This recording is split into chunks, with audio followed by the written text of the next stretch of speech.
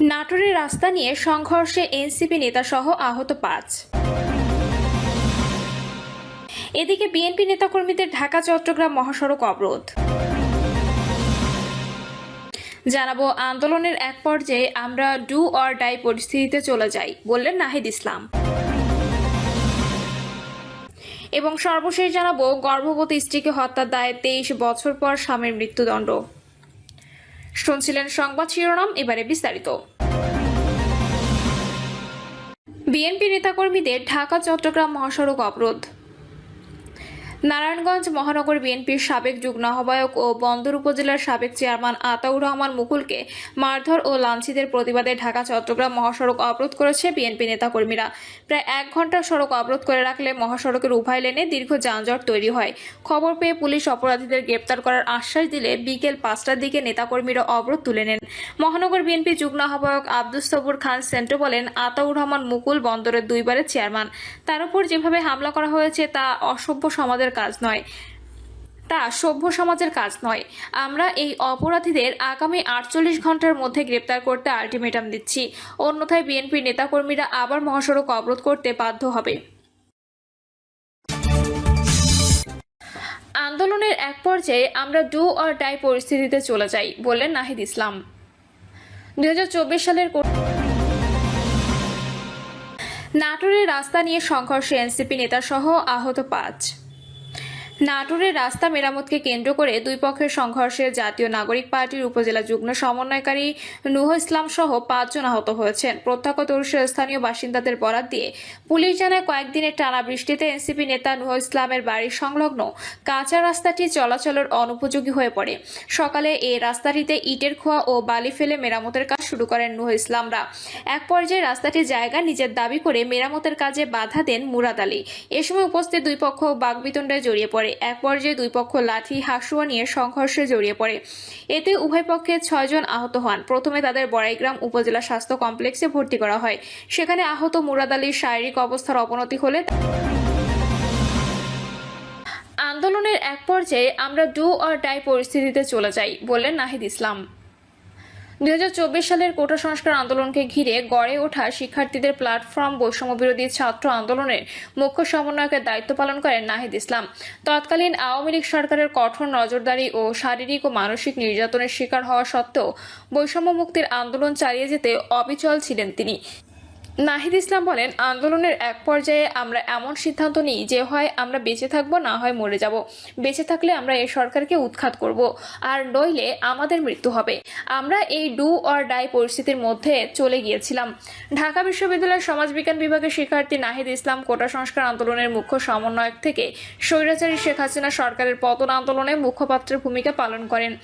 গত বছরের ৩রা আগস্ট কেন্দ্রীয় শহীদ মিনারে শেখ হাসিনার পতনের জন্য এক দফা ঘোষণা করেন তিনি। সময়টি তার জন্য মোটেও সহজ ছিল না।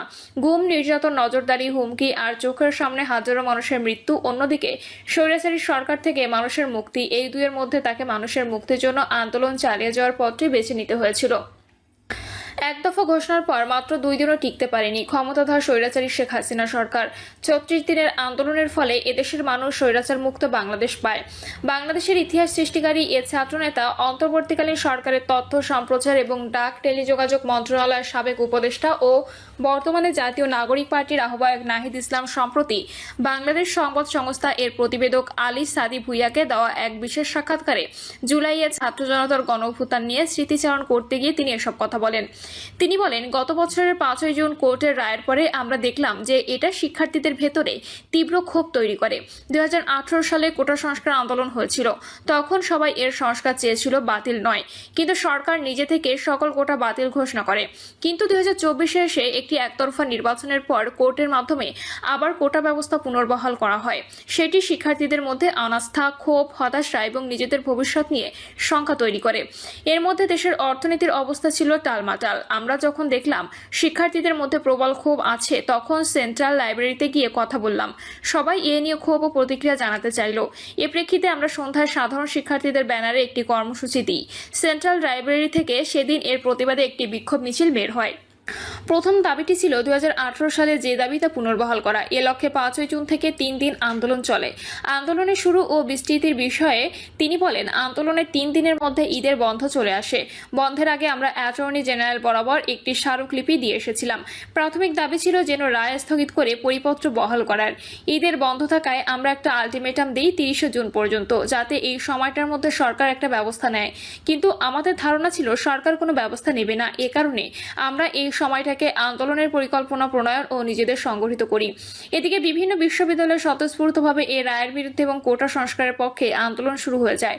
জাহাঙ্গীরনগর, চট্টগ্রাম, বরিশাল, রাজশাহী, রংপুর সহ বিভিন্ন বিশ্ববিদ্যালয়ের শিক্ষার্থীরা আন্দোলন শুরু করে।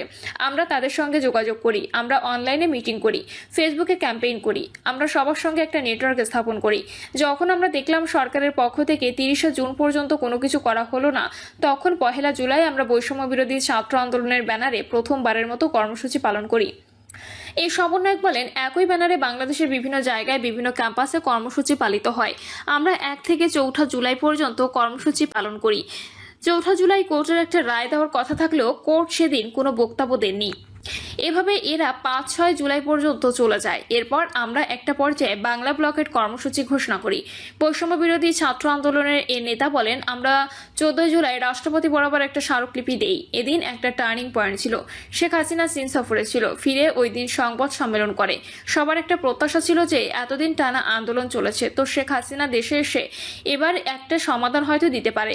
তো সেই দিনের বক্তব্যের জন্য সবাই অপেক্ষা করেছিল। কিন্তু দেখা গেল সে এসে কেবল এই আন্দোলনের বিরুদ্ধে অবস্থান নিল না, বরং একে রাজাকারদের আন্দোলন আখ্যা দিল।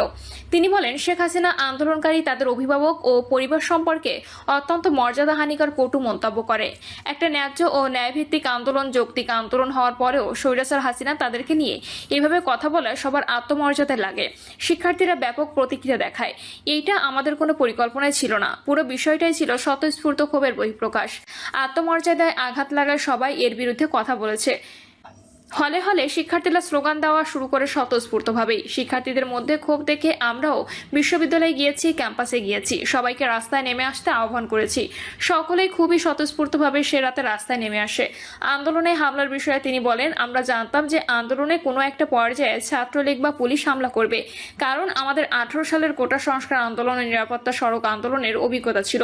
পুরো বিশ্ববিদ্যালয় জীবনে আমরা দেখেছি যে কোনো ন্যায্য আন্দোলন এ সরকার ছাত্রদের উপর কতটা দমনমূলক ছিল। ফলে আন্দোলনে হামলা আসবে এটার জন্য বা গ্রেপ্তার হতে পারি এরকম একটা মানসিক প্রস্তুতিও আমাদের ছিল। কিন্তু সেই দিন শিক্ষার্থীদের উপর ছাত্রলীগ যে ভয়াবহ হামলা চালায় তার জন্য আমরা প্রস্তুত ছিলাম না, কিংবা নারীদের উপর এভাবে হামলা করবে তা আমরা ভাবতেও পারিনি। সবসময় আমরা দেখেছি যে নারীদের বিষয়ে, মেয়ে আন্দোলনকারীদের বিষয়ে কিছুটা সতর্ক থাকা হয়, কিন্তু এইবার আমরা দেখলাম যে নারীদেরকে প্রথম এবং প্রধান টার্গেটে পরিণত করা হলো। মেয়েরা ব্যাপক সংখ্যায় এই আন্দোলনের সম্মুখ সারিতে এবং ভ্যানগার্ড হিসেবে ছিল।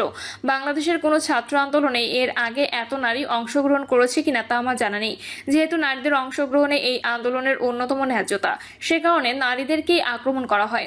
আন্দোলনের পথ পরিবর্তন নিয়ে তিনি বলেন, এদিকে সেদিন ডিএমসিতে ঢুকে ব্যাপকভাবে আহতদের ওপরও হামলা করা হয় কয়েক দফায়।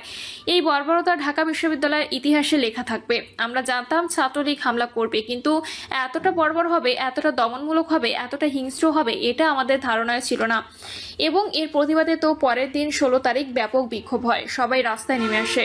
বিরোধী ছাত্র সংগঠনগুলো ওই দিন ব্যাপকভাবে বিক্ষোভ কর্মসূচিতে অংশ নেয়। এর 1-2 দিনের মাথায় আন্দোলন অন্যভাবে টার্ন নেয়।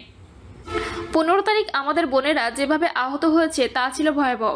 16 তারিখ আবু সাইদ শহীদ হলো। তার মৃত্যুর খবর আমি শহীদ মিনারে প্রথম ঘোষণা দিয়ে বলি, আমাদের এক ভাই শহীদ হয়েছে। এর আগের দিন আবু সাইদের সাথে বাকেরের কথা হয়। বাকেরের কাছে আবু সাইদ জানতে চায় পরদিনের পরিকল্পনা কি। বাকের জানায়, আমরা মাঠে থাকবো যে কোনো মূল্যে। আবু সাইদ জীবন দিয়ে তার অটল সংকল্প প্রমাণ করছে। সে মাঠ ছাড়েনি, দাঁড়িয়ে ছিল বুলেটের সামনে। ওই ঘটনা আমাদের ব্যাপকভাবে অনুপ্রাণিত করে, আলোড়িত করে।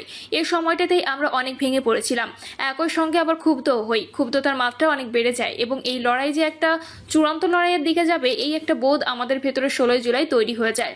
তখন আমরা শুনতে পেলাম রাত পর্যন্ত 6 জন মারা গেছে।